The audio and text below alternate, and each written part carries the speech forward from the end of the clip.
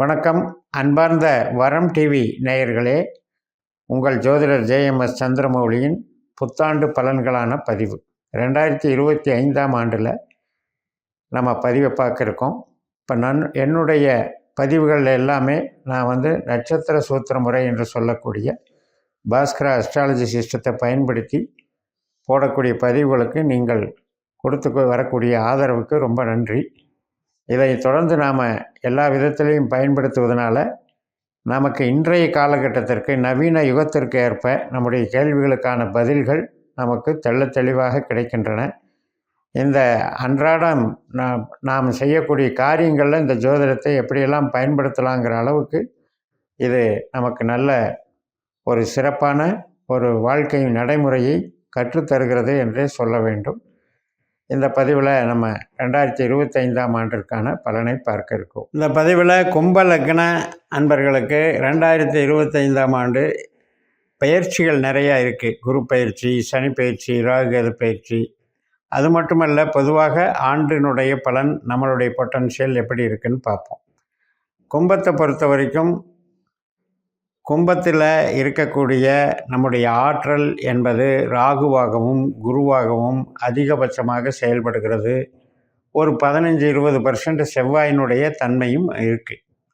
இப்போ இந்த 2 கிரகங்களுமே பயிற்சி ஆகிறது. 2025 4ஆம் இடத்துல இருக்கிற குரு 5ஆம் இடத்துக்கு பயிற்சி ஆகிறார், மிதுன ராசிக்கு. மே 14ஆம் தேதி ரிஷபத்திலேருந்து மிதுனத்துக்கு பயிற்சி ஆகிறார். அதே மாதிரி 2ஆம் இடத்துல இருக்கக்கூடிய ராகு நம்முடைய லக்னத்துக்குள்ளே வர்றார், நம்ம ராசிக்குள்ளே வர்றார். அப்போ இந்த ராகு இருக்கிற நட்சத்திரமான சதய நட்சத்திரமான கும்பராசியை நோக்கி வர்றதும், கேது மகம் நட்சத்திரம் இருக்கிற சிம்ம ராசியை நோக்கி வர்றதும் அது மே 30ஆம் தேதி நடக்கிறது. ட்ரூ நோட்னு சொல்கிறது. மார்ச் 29ஆம் தேதி நம்ம லக்னத்தில் இருக்கிற சனி, நம்மளுடைய கும்பராசியில் இருக்கிற சனி மீனராசிக்கு இடம்பெயர்கிறார். அப்போ அவர் குரு நட்சத்திரத்தில் போகிறாரு. அதுக்கப்புறம் சனி நட்சத்திரமான சுயசாரத்தில் உத்திரட்டாதி நட்சத்திரத்தில் ஏப்ரல் 27ஆம் தேதி நமக்கு பயணிக்கிறார். அப்போ இதை வச்சுட்டு நம்ம பலன்களை பார்க்கும்போது நமக்கு பொட்டன்ஷியலாக நமக்கு சிந்தனை செயல்திறனை அதிகரிக்கிறவரும் நம்மளுடைய ஆற்றலை அதிகரிக்கிறதும் ராகுவும் குருவும் தான். இந்த 2 பேர் ஒருத்தருக்கு ஒருத்தர் திரிகோண பார்வையாக பார்த்துக்கிறாங்க. இந்த 2025ஆம் ஆண்டில் அது ரொம்ப விசேஷம். ராகு குரு நட்சத்திரம் மற்றும் ராகு நட்சத்திரத்தில் வர்றாரு. குரு செவ்வாய் நட்சத்திரத்தை கடந்து திருவாதிரை என்று சொல்லக்கூடிய ராகு நட்சத்திரத்துக்கு ஜூன் 13ஆம் தேதி போகிறார். அப்போ இந்த குருவும் ராகும் ட்ரையாங்கலில் இருக்கிறது ஒரு சிறப்பு. சுப பார்வை பார்த்துக்கிறாங்க. அந்த சுப பார்வையினால் நமக்கு என்ன அப்படின்னா, சுபத்துவம், சுப நிகழ்ச்சிகள், நம்முடைய ஆரோக்கியம், நம்முடைய உறவுகள் மேம்பாடு, இதெல்லாமே நடக்கும். அதனால் நமக்கு இன்பமான நிகழ்வுகள் ஏற்படுவதற்கும், நமக்கு ஆரோக்கியமாகவும் நம்முடைய உறவுகளுடைய ஒரு நல்ல அங்கீகாரத்தையும் நாம் பெறுகிறோம். கணவன் மனைவி உறவு, குழந்தைகள் உறவு, பெற்றோர்கள் வழி உறவு, அனைத்து உறவுகள்லையுமே சகோதர வழி உறவு, ஒரு நல்ல சூழல், இணக்கமான சூழல், இணக்கமான நட்பு, அன்பு, பகிர்ந்து கொள்ளுதல், இதெல்லாம் சிறப்பாக நடக்கப் போகுது.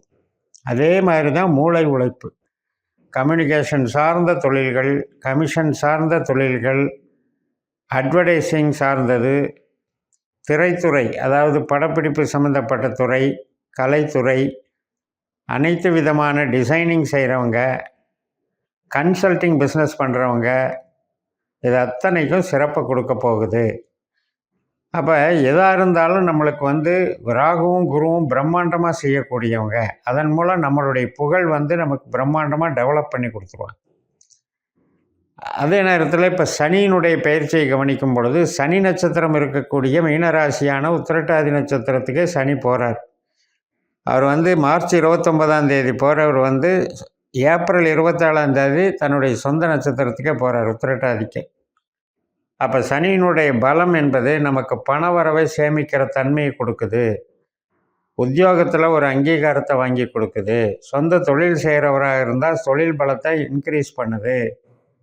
கன்ஸ்ட்ரக்ஷன் சம்மந்தப்பட்ட தொழில், உற்பத்தி சம்மந்தப்பட்ட தொழில், ஸ்பேர் பார்ட் சம்மந்தப்பட்ட தொழில், இரும்பு சம்மந்தப்பட்ட தொழில், நிறைய ஒரு பப்ளிக் சர்வீஸ் சம்மந்தப்பட்ட எந்த விதமான தொழில் அமைப்புகளை நம்ம இருந்தால் கூட அதை டெவலப் பண்ணி கொடுக்குது.